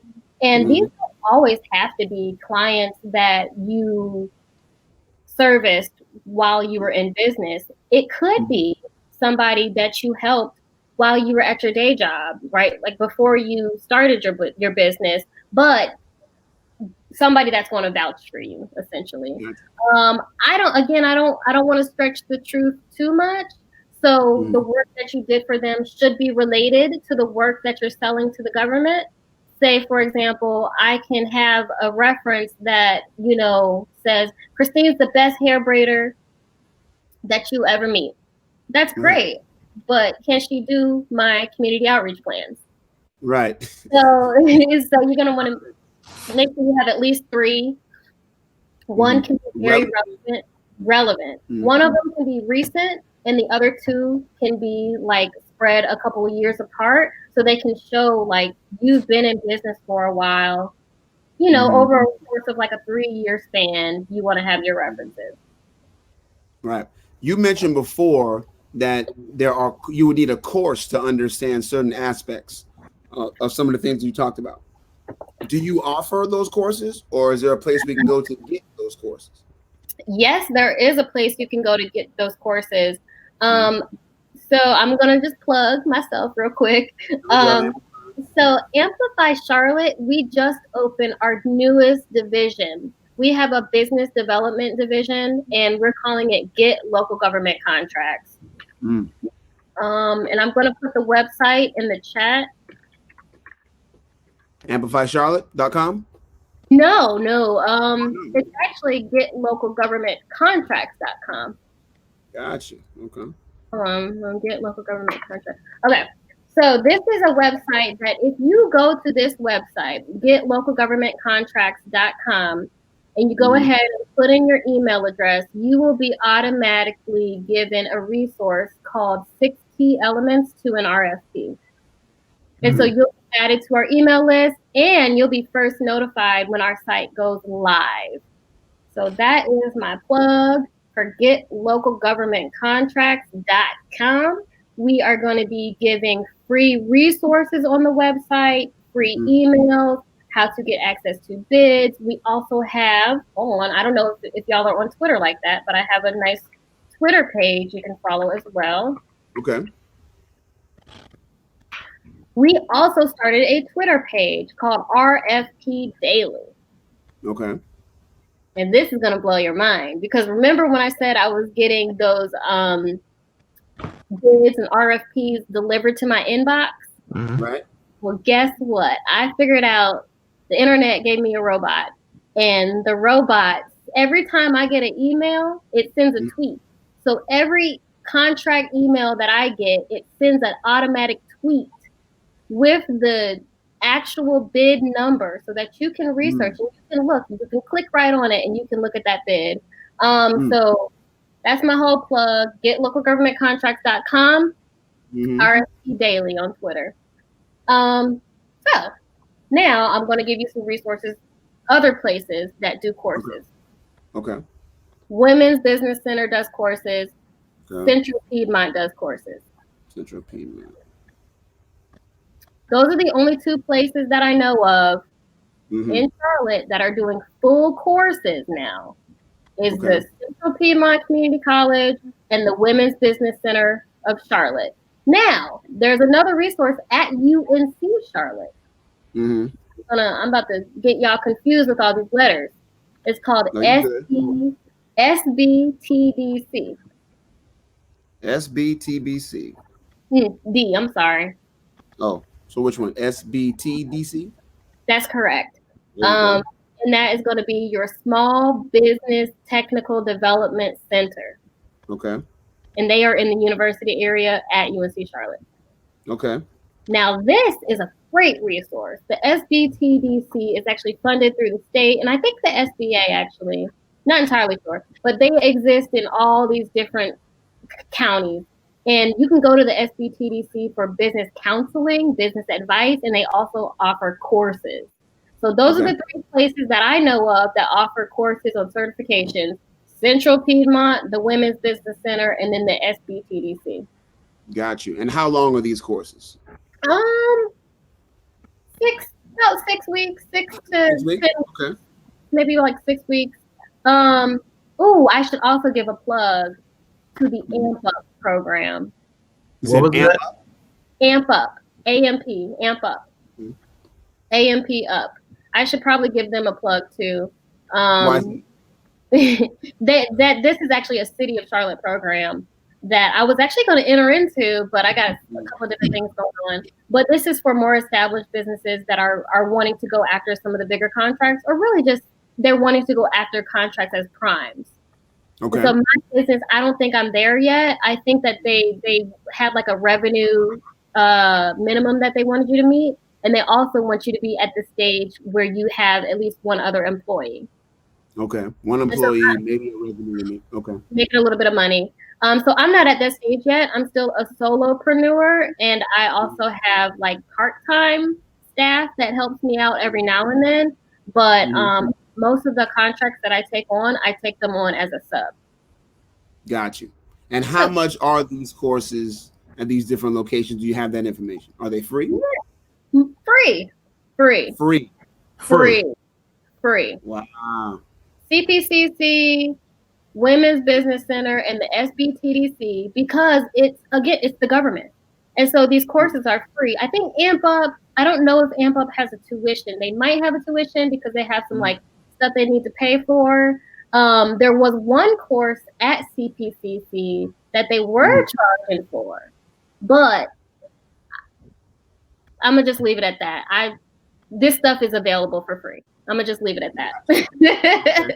So no excuses to not take advantage of this at all. Right.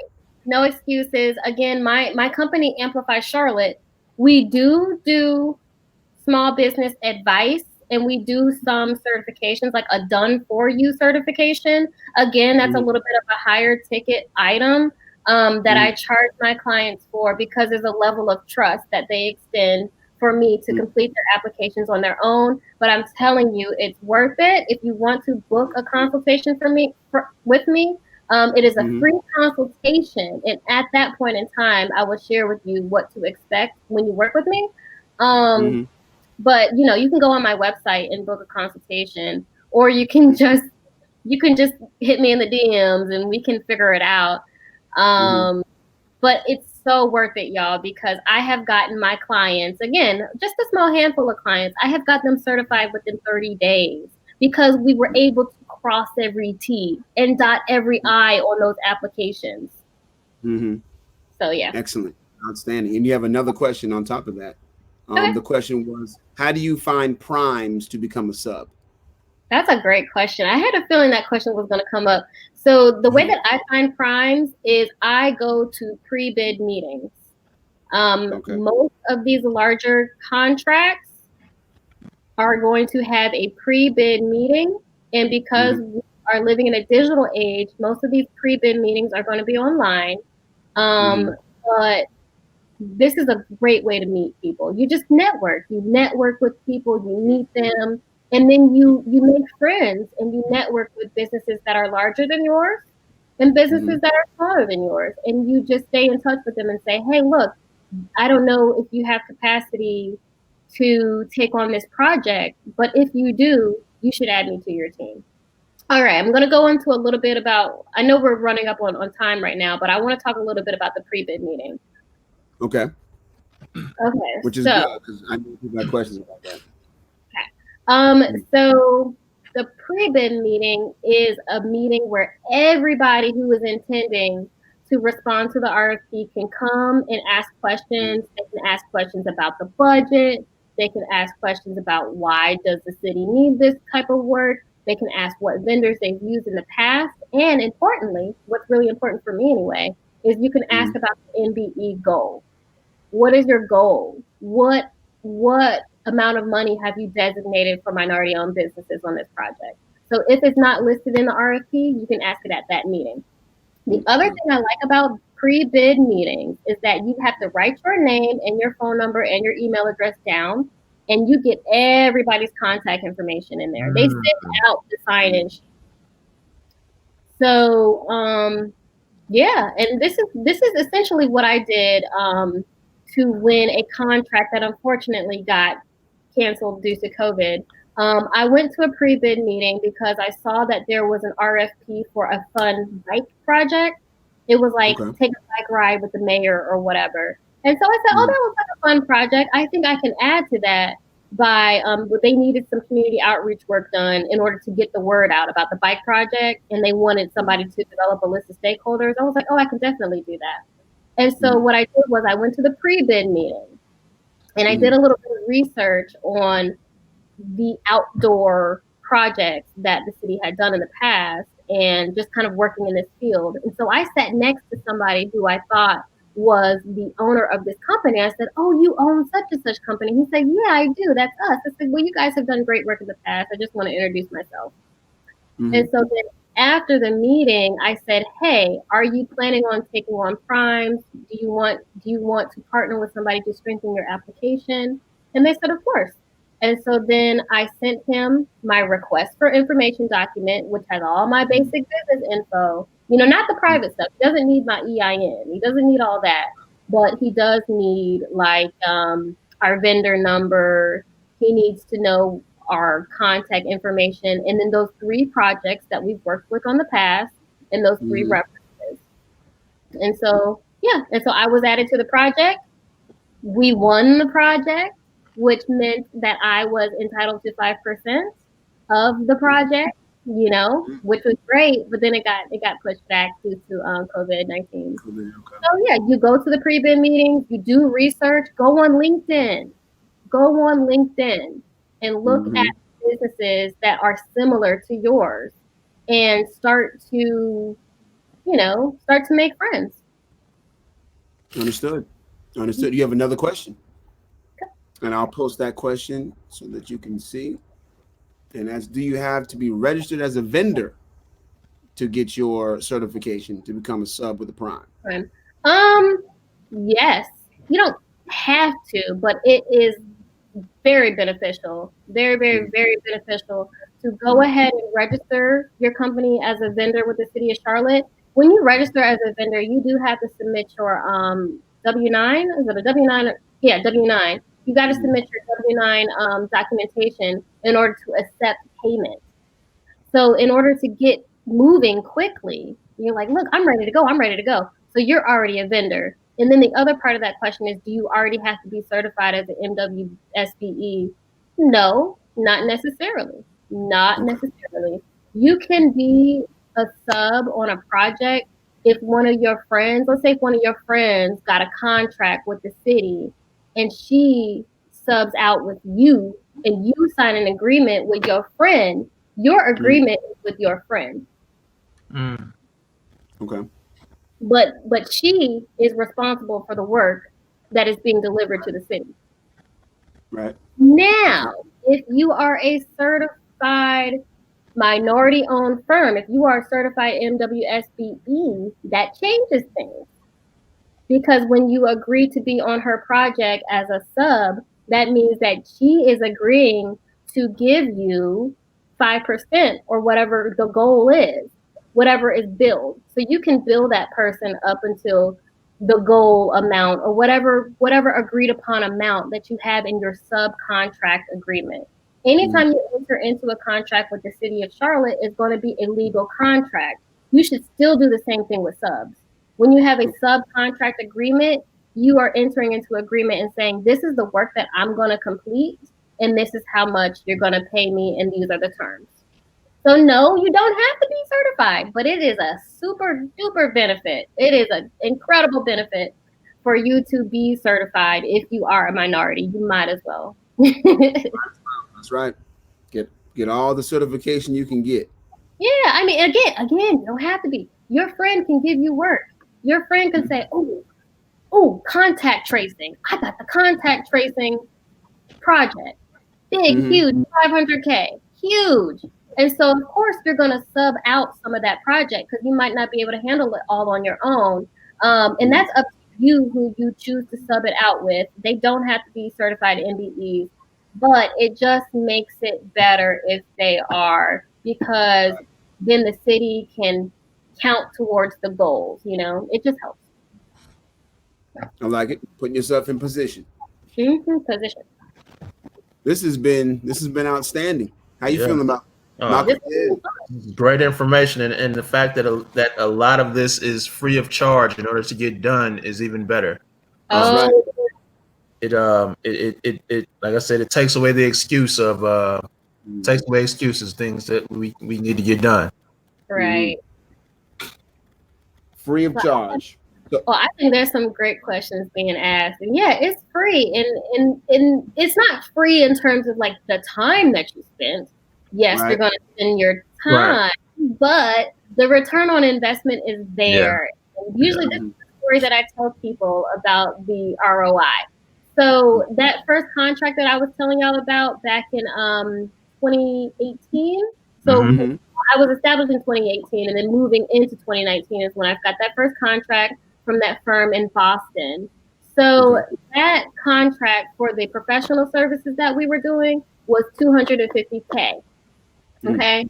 And the MBE goal was 8%. So, I did the math, and that meant that my company was entitled to $15,500. You know what I mean? And so that is great for a first-time project. And then on top of that, and then when you think about it, I was a sub. So I was only responsible for 10% of the work. I'm only getting 80% of the pay. So I'm only responsible for 10% of the work. And so that means that it frees up my time to take on other contracts, which I did. I got another 200+K contract where the goal was between 5 and 8%. That's another 18 grand. Nice. And so that is money that I'm able to bill for. As a professional services company, again, I do professional services, so my experience is going to be different than people who do maintenance and construction services. Construction services is for the big dogs, okay? They are the ones getting paid out here. And any time that you can support construction services, you are guaranteed to get paid. And what that looks like is staffing, porta-johns, hauling, chemicals. What was that last one? Hauling. Gotcha. Taking stuff away. Yep. Chemicals, providing safety chemicals, safety equipment. This is where the money is, y'all. That is where the money is. So if you have a supplier that you know of, or maybe you have an out-of-state supplier, I promise y'all, they do not care. They do not care where the PPE is coming from. They want all of it. So I really, really want to encourage y'all to just kind of think out of the box and everything. Right. And I have 3 pages of notes, and I'm feeling that's what I'm talking about. I like how just kind of in review fashion here, you talked about relationship was key. You talked about results were key. As far as getting ready, you wanted to have your EIN number, your LLC, or PLLC, or S Corp, or just register business. Right, register your business. Right, have your business account in your PO box, and boom, you're ready to go. Like you're really, really ready to go and position yourself to get these certifications. Or excuse me, contract. Yo, sure. One thing, because because you mentioned LLC, and I just wanted to clarify, your LLC does cost around $125. Right. And then when you want to renew it, it's like $200 something to renew it. Right. And then submitting your annual report is $200. Is that right? Yeah. Gotcha. Gotcha. And we always advise getting a tax advisor. Do that. Yeah, I'm not the tax person. You should definitely get a tax advisor. We learned about the hub, because we only had the MBE, SBE. I think the DBE, right, is the disabled business. Well, DBE is different. Okay. DBE is disadvantaged business enterprise, but this will surprise you. It's actually not. It's not a disability thing. It's a minority certification, but it's federal. I don't talk about federal yet. I don't have that. I mean, I just got my DBE certification, and DBE is for the Department of Transportation, the U.S. Department of Transportation. And so that's completely different. We're not talking about that today, but I encourage people to research it. There might be something out there for people, disabled business owners. I don't know what that is though, but I know DBE is for transportation, period. Gotcha. Transportation, understood. And to get that, so the hub is the easiest to get. Yes. And that we learned that's separate from the MW, or excuse me, the MBE. It's separate from. But both are pretty easy to get. It's that SBE, that Small Business Enterprise Certification. But it does cover 9 counties. Yeah, 2-part, 9 counties, but it does include parts of South Carolina, so that's good. That's correct. It's a good thing. You will need to submit a personal net worth statement. I thought that was interesting, showing that you have not gone over 750,000, and you have to do that every 3 years. 3 years of taxes. I remember that sticking out. Some people might be like, but you got to do it. Yeah, 3 years of taxes. Your market area certificate, and once you get those, submit that SBE, and it just looks good to have all these certifications. Just from an optic point of view, just off the gate when you were. It's really about the optics, and it's about the government being able to track. It's about the government being able to track where they're spending money and making sure that they are spending money with minorities.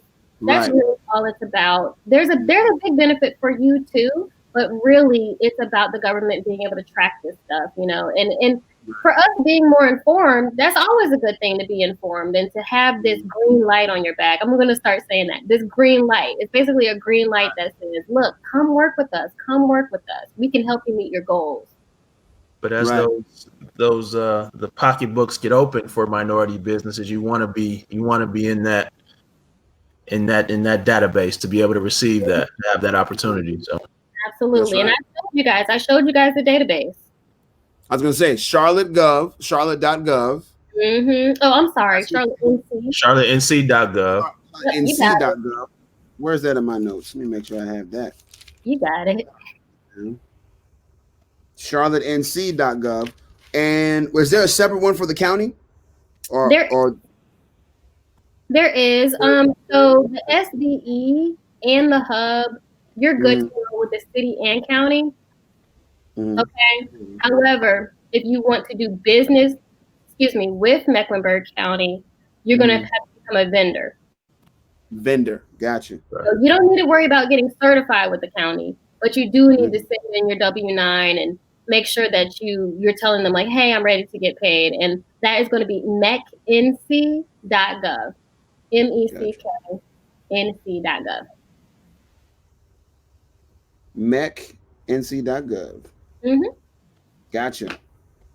And under charlottenc.gov, you go into doing business with the city, and that will give you your listings. You can. There's also one for the state. I didn't write down state on my notes, but I know I put it in the comments. That was IP. IPS.state.nc.us. There we go. .us. Boom. So that's your local government, county, and your state. This is just opportunities. Like, what are we gonna do? Like, there's no excuse, like Malcolm said. No excuse. And then on top of that, to get further understanding and education in reference to these things, it's free. Free class. Black Folk Summer Challenge. Let's work. Free classes. Let's go. That's what we're talking about. Oh, and outstanding. I really want to see you guys go to getlocalgovernmentcontracts.com. Go ahead and download the free resources on that website, and also getlocalgovernmentcontracts.com. Oh yeah, that's the one y'all created. That's right. And the reason that we created this separate website was because we felt like our brand Amplify was getting so many questions about these contracts. And I was like, oh my gosh, I'm happy to be known as the person who does the contract. But we kind of just wanted to shift that brand over a little bit so that when people found out about Amplify Charlotte, it was about community engagement. And you know what I mean? And about getting your voice heard. I wanted that to be the first thing that people thought about with Amplify. But again, I'm your resources. I'm happy to be your contracting resource. We just wanted that to live in a different website. Gotcha. That makes sense. And someone's asking, Miss Bailey's asking, is that kit available on the website? That's a great question. So I actually sent it in the chat earlier. I sent a link to the digital download. So it is available. A digital version of it is available. You should have been at the Juneteenth parade because we were giving these out at the Juneteenth parade. But she was? Yeah, she was there, and I was there, and I didn't see the civic. Well, and you saw me, Christine. I did. I should have did better, but it's okay. So I want you guys to go and download the digital version, okay? Because for the physical version, you have to put it in a package, put it in the mail, et cetera, et cetera. You're gonna go to amplifycharlotte.com, and can you share this link one more time? Yep, that's exactly what I'm doing. The Civic Toolkit download link. There we go. That one, right? I put it in there. Yep. I think that's right. Civic Toolkit download. Yep, that one. And it's free. All you gotta do, I'm asking for people's emails, but that's just to keep in touch for additional resources, but it's completely free. And what that toolkit is, the digital version is basically going to be a folder. It's a folder with about 10 different documents, and they cover from city council contact info, county contact info. You guys templates, how to write a letter, to your city councilman, the dates and times of all of the meetings, voter registration. So it's all in that folder. Perfect. And I'll make sure I send people to Amplify Charlotte for that digital kick. I mean, that's empowering and puts us in position to know who's responsible for what. Absolutely. Very important. And I also, off the record, look forward to a discussion with you about city government. As you mentioned, you worked for the government. I have budgeting questions. Yeah. Plenty. Yes, I have. Yeah, we want to know about this 40% for the police department versus 0.9% for economic development, 2.8%. Yes. And then even if we get that to be increased, let's say they just say, okay, fine, 10% will now go to economic development. But what does that mean? Like how do we follow this money? There you go. A lot of their economic development money is incentives, tax write-offs. So you might not want to, you know what I mean? You just have to kind of pay attention to what a lot of these politicians are talking about and how they're using our money. Economic development for the city of Charlotte has changed over the years.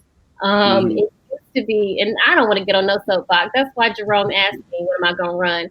But it used to be about like job creation and making sure that there are jobs, which it still is. It still very much is. But in order to get to that job creation, they have to come up with these huge tax packages and incentive packages to where these big corporations can come into the city and they don't have to pay taxes as long as they promise to hire a number of people, blah, blah, blah.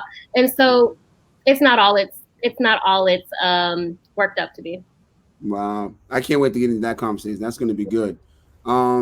So we appreciate Miss Christine coming through. Yes, we do. Hit the 10 o'clock mark. Malcolm, how you feel? Any final thoughts before She said a lot. She covered a lot. I think she did an awesome job. I said I write small, so I have a page and a half of notes here. So yeah. I have a smaller notebook, so this is, I think it's 2.5 pages. Well, look, this is awesome what y'all are doing. This is great work. Keep it going. I'm gonna keep talking in the group. I'm gonna keep chiming in and checking in on people and see what's going on. But thank you so much for hosting this. Yes, ma'am. Appreciate you. If you can hold on for us, Miss Christine, we'll talk to you in the post show. So shout out to everybody who tuned in. We appreciate you. Happy Father's Day once again. Miss Christine, we appreciate you. Excellent job. Everybody tune in hopefully next week for Investment Sundays. Again, we'll start at 8 o'clock. We'll bring forth some information that'll help you advance. And I hope everyone is maintaining stamina relative to these 5 challenge points. That's what it's all about. When the summer is over, when August comes to a close, we are on point. Investment group, books read, we got knowledge, we got our certifications, we got a 10-year plan, and we have people we can share it with. People who took the journey with us to set up for the rest of the year and going into 2021. So I'm excited about it. Once again, appreciate y'all. For Malcolm, Christine, we'll see y'all next time. Investment Sundays. All right.